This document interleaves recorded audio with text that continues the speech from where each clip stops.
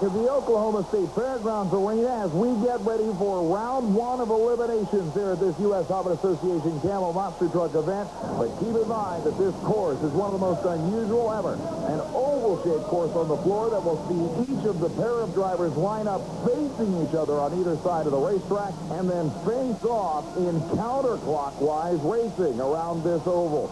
The first pair up, Bigfoot, the #1 qualifier against this man. Gary Porter's Carolina Crusher Chevrolet, the #5 qualifier in this field. Keep in mind, it was Jim Kramer and the Bigfoot Ford that held a near 1 second advantage during qualifying for this battle. He so far, along with #2 qualifier Rob Morris, seems to be one of the few drivers to have figured out how to corner on this flat surface here on the floor of the arena.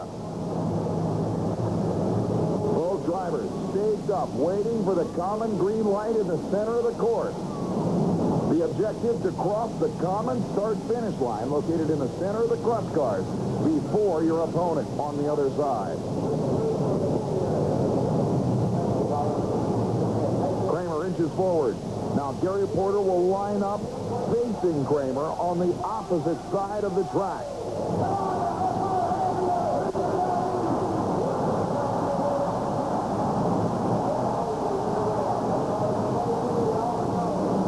RPMs come up as they get ready for the green light. They leave the line, and it looks like the Carolina Crusher may have had the advantage on the first half straight. Now, look at Kramer make the turn. Unbelievable ability. And he picks up a short length advantage at the halfway mark. Into the turns for the last time. Porter goes wide, and it will cost him the race. You can see Kramer carrying it beautifully across the start-finish line. Porter actually had the Bigfoot Ford in his hand until the final turn of that circular battle.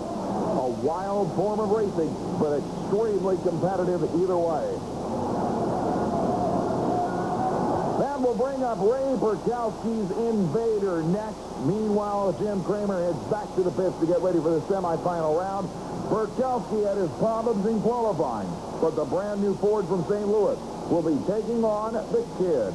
19-year-old Tennessee campaigner Greg Holbrook in the Equalizer GMC, one of the few rear-engine trucks in this competition. We've seen Holbrook on Super Trax start off the season with winning ways in Tallahassee, Florida. Perkowski has yet to win an event in the 1991 Camel Tour, but has already qualified well at virtually every event he has attended. Perkowski elects to lay back and let Holbrook do the staging at this point of the game. Now, the green, blue, and black Ford inches forward to its own starting line. Waiting for the green.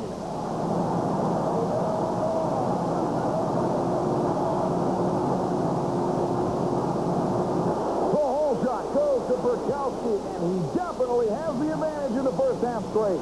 Both machines bouncing violently after their first landing, but Holbrook makes the turn perfectly. And problems for Perkowski as he goes wide and comes in tight. All really the Equalizer has to do is follow the Ford around the course to pick up this victory. While this particular type of racing equalizes, no pun intended, the racing despite high horsepower or low horsepower trucks. One thing for sure, if you make a mistake, you're history. Perkowski completes the course, but he knows he's out of it. And Holbrook takes the Equalizer GMC into the semifinals. You gotta face it, the kid is tough. The next pair pulling to the line will include newcomer Wayne Suzanek in the Nightlight Chevrolet up against Ron Dennis, another driver who's already picked up at least one victory on the Camel Tour this year at the wheel of John Moore's no problem Ford Bronco. Now, during qualifying, Dennis was probably the most aggressive driver when it came to hitting the crush cars. Suzanek, in the meantime, again qualifying well at his second U.S. Hobbit Association event of the 91 season, is obviously at a disadvantage from an experience standpoint here. Both trucks now on the line, awaiting the countdown. The Christmas tree right in the center of the course.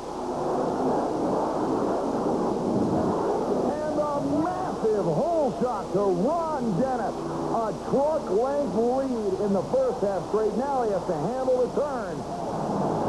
And he goes wide and runs into problems. But on the other side of the course, Suzanek has even bigger problems. He went wide in his first turn, and Ron Dennis is now pulling into the second hard left, and he will find the Nightlife Chevrolet right in the middle of that turn. Suzanek, as a matter of fact, has himself, no pun intended, between a rock and a hard place here, as the truck is literally trapped between the entrance markers on the floor of the arena. Ron Dennis only has to complete the lap to take the win here. But you can't fault Suzanek or Dennis for their problems in the turns here.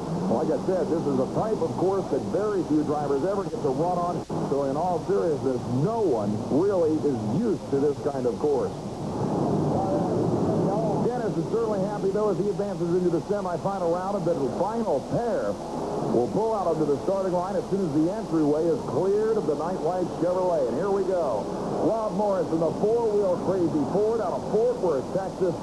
The number 2 qualifier takes on a brand new and extremely potent machine, Don Van Loo's supercharged Chrysler-powered Dodge Dakota called Bad Medicine.